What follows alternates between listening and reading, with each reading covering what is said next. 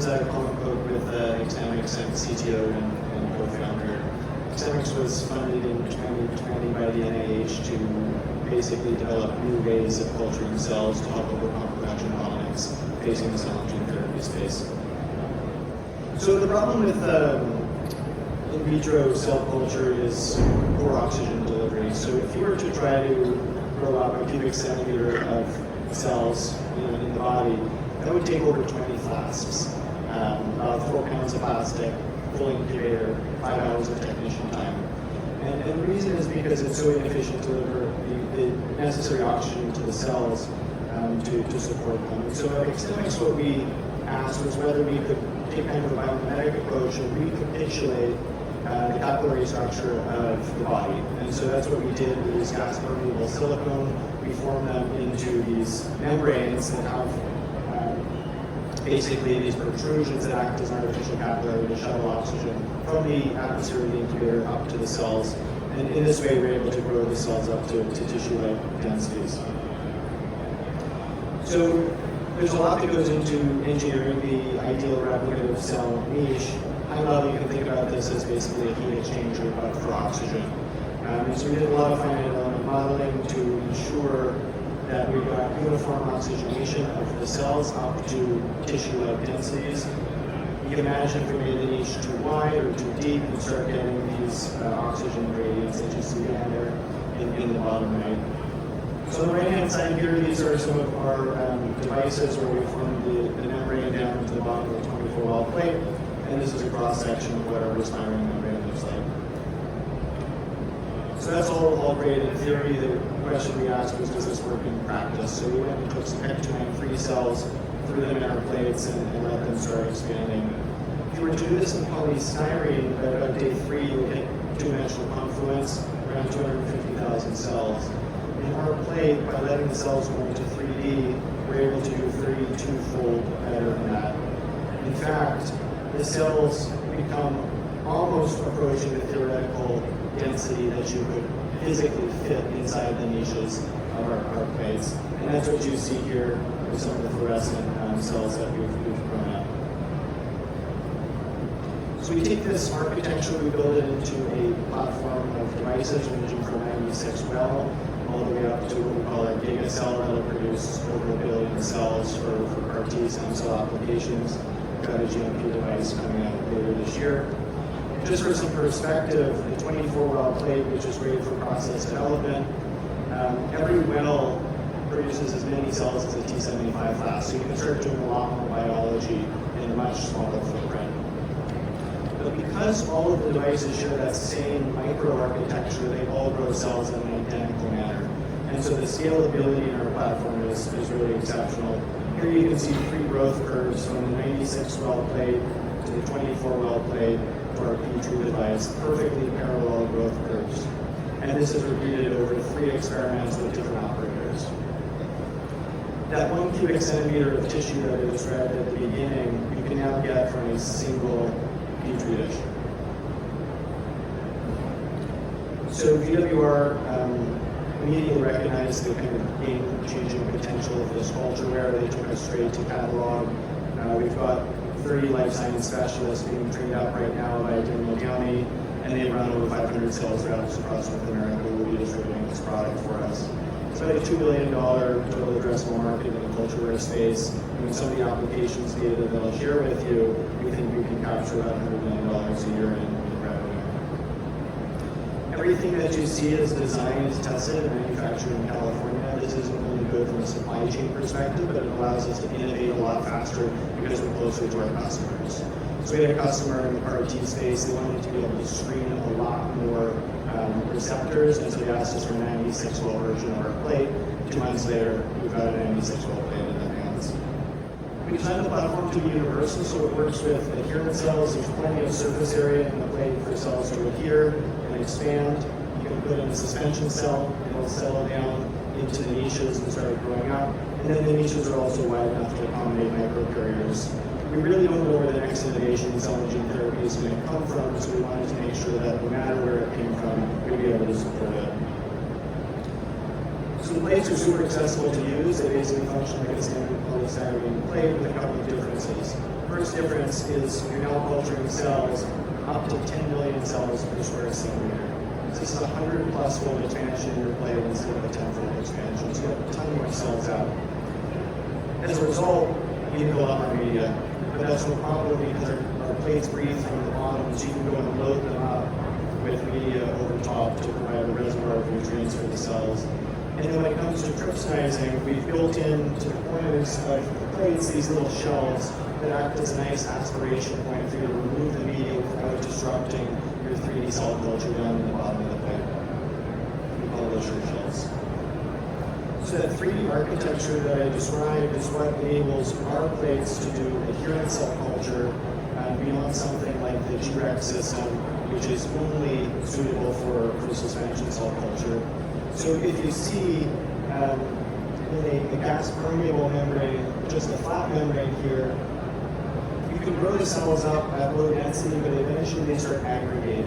Those aggregates become oxygen diffusion limited and unhealthy. In our plates, because we have these niches, the cells are always confined to be below oxygen diffusion limits, so when you pop out those cells, they're healthy and happy and productive. What we've shown is that the replicating cells, so cells in the S phase, this is in polystyrene at two-dimensional confluence. If you push those out longer, you'll see the S phase population disappears, right? And expansifying the cells keep expanding all the way up to 3D confluence, and replicating cells are productive cells.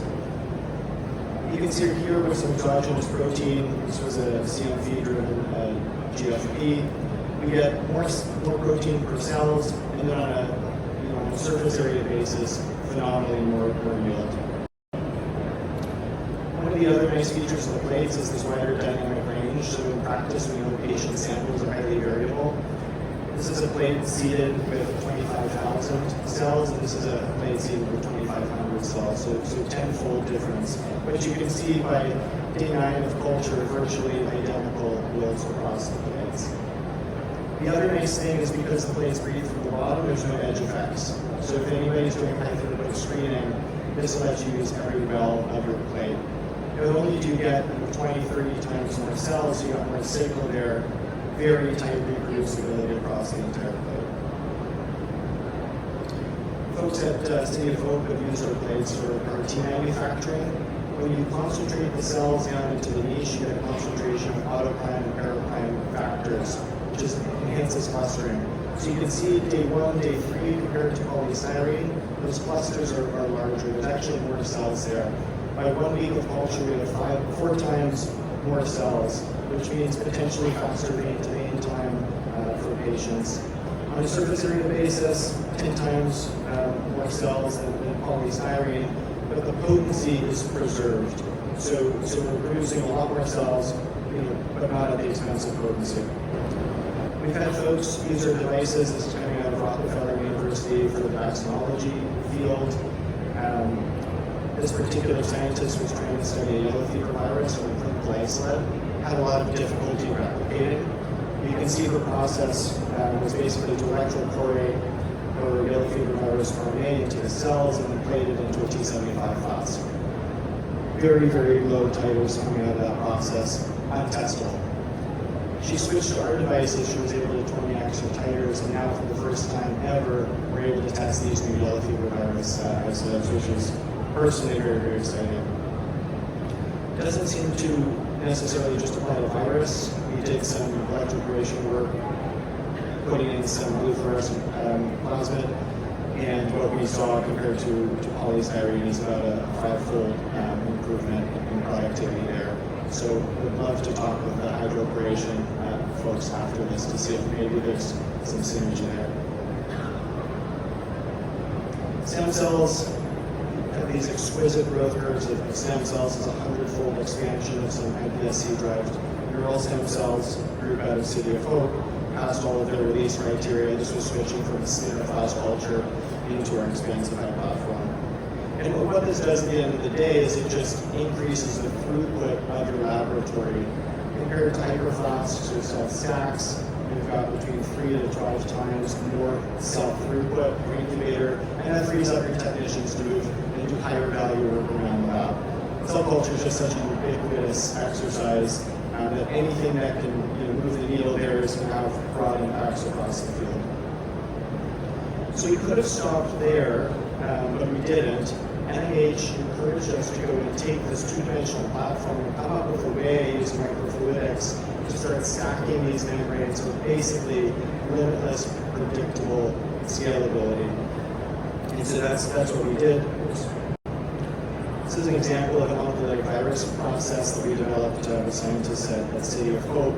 Current process, SLAS-based, a lot of open manipulations around the lab, very labor intensive. We took that process, we put it into our profusion bioreactors, and with just a handful of stacked membranes, we were able to nearly 10x their productivity. They had so much virus that they were able to start doing combination therapies with other collaborators, something that to that point hadn't been done before because virus is historically a very scarce resource in the lab. Obvious question, is the virus that comes out of our process the same as the virus that came out of the polystyrene process? I'll leave that to you to determine. Expansifies in the dash lines there, the polystyrene is in the colored bars across 3 different MOIs. Not only can we do replicative viruses like oncolytics, we can also do gene therapy vectors. We've combined producer cell lines into our system, grown those cells to very high densities to produce exceptional titers of gene therapy vectors like AAV. One of the features that I'll highlight is just the quality of the vector that we get out of this bioreactor system. There's one empty particle in that prep, and that's just coming off of an AAVX capture step. We think happy cells produce higher quality products. And obviously the vector is potently good. So there's just a flavor of some of the applications that we look at. But we're always looking for more, and so one of the programs that my colleague Daniel runs is our Innovation Award. We sponsor research at top research universities, as well as exciting biotech. So right now we've got Johns Hopkins and Winnipeg working on using our device as a significantly cheaper alternative to the number 15 as a scaled-down model for antibody production. We've partnered with Celifa, who's going to be using our plates to kind of 30x the throughput of their automated cell culture system. And then the yellow fever virus that I highlighted from Allison Ashbrook at Rafael University to make basically one virus. So it's been my pleasure over the past 5 years to pull together a team of experts from across academia, industry, and entrepreneurship, really with that experience to get things done. And so I'll stop there, come by, visit our booth if any of these applications look interesting to you. We'd be happy to talk about how linear cell culture can move your therapeutic programs forward. Thank you.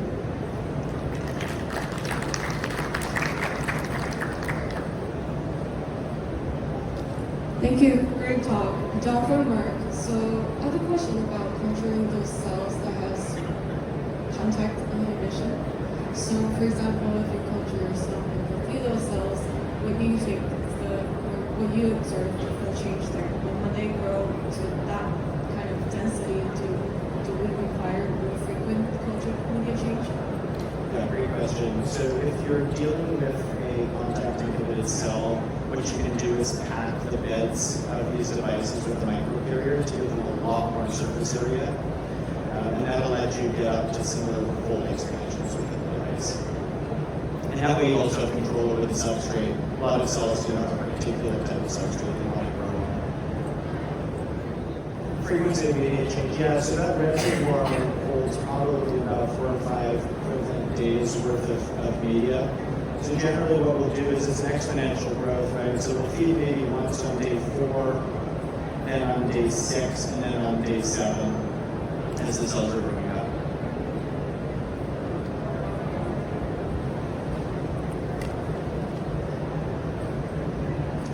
Thank you for the talk. So you talked about quite a few different applications, throughput screening, R&D, CAR-T cell generation, etc. But what do you think is going to be your main sort of focus in terms of the commercial adoption? And in whatever that specific focus is, what do you think the main competitors are there, beyond just the typical polystyrene plastic manufacturers? Yeah, so our beachhead market is really the virology market because the options in that space really are polystyrene, roller bottles, things of that nature. Because oftentimes you need an adherent cell to properly produce the virus, and so you have a really nice value proposition in that space. Overall, that's probably a smaller market, but it's a good beachhead for us. We're out here at SLAS because we believe the opportunity of delivering 30 times more cells from a high throughput screening perspective could have a nice value proposition. We've actually had some nice conversations already with folks interested in integrating us into their automated workflows. So I would say those are kind of the two initial markets.